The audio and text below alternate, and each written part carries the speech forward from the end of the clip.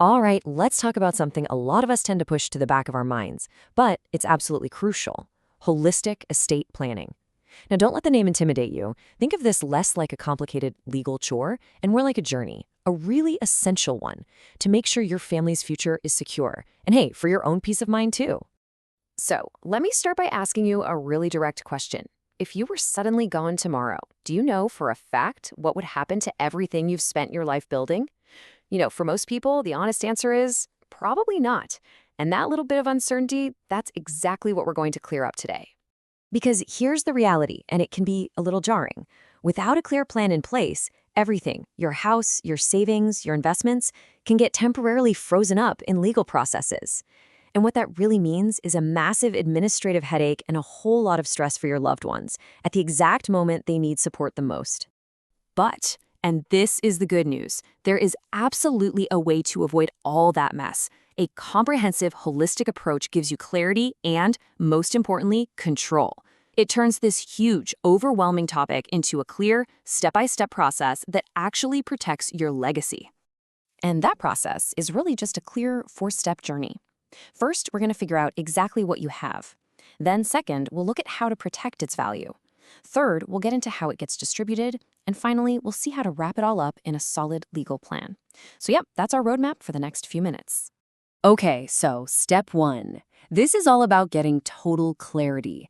It's pretty simple when you think about it. You just can't make a plan for something if you can't see the whole picture. The main goal here is to put together a really detailed asset inventory list. But think of it as way more than just a list. It's the foundation for everything else, and it needs to be ready for probate. All that really means is that it's organized so well that it makes everything as smooth as possible for your executors, cutting down on all that confusion and hassle later on. And there's a pretty easy way to think about this. Just remember the ABCDs of your estate. A is for your physical assets, like your home. B is for any business interests you might have. C stands for cash and insurance policies. And D, this is a big one these days, is for your digital assets. All right, so once you know what you have, step 2 is all about protecting it. This is where we start building a financial shield for your family to stop any unnecessary leakages, things like unexpected taxes or fees, from chipping away at your estate's value.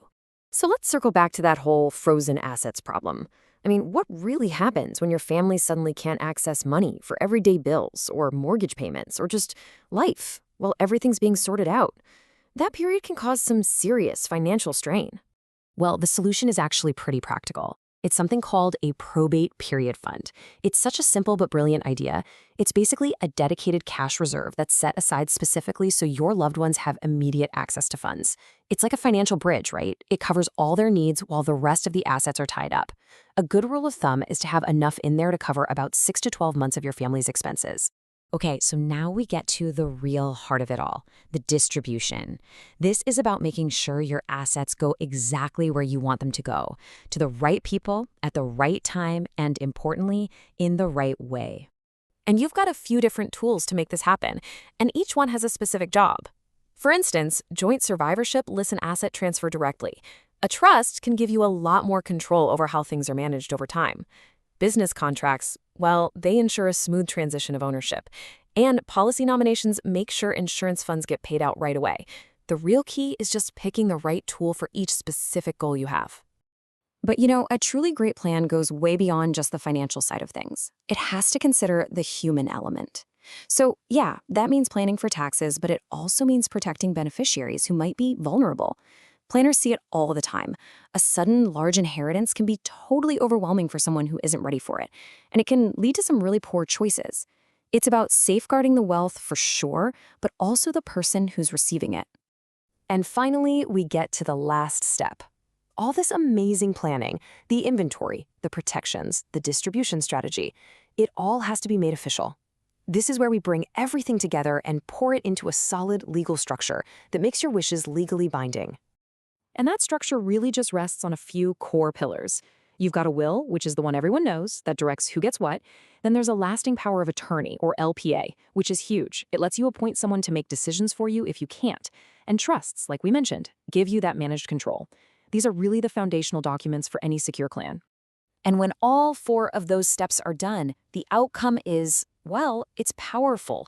It's the peace of mind you get from really knowing that you've secured your family's future. You've taken all that uncertainty and you've replaced it with a clear, protected legacy that truly reflects what you wanted.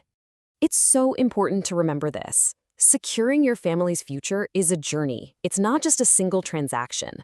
This isn't some task you just check off a to-do list and forget about.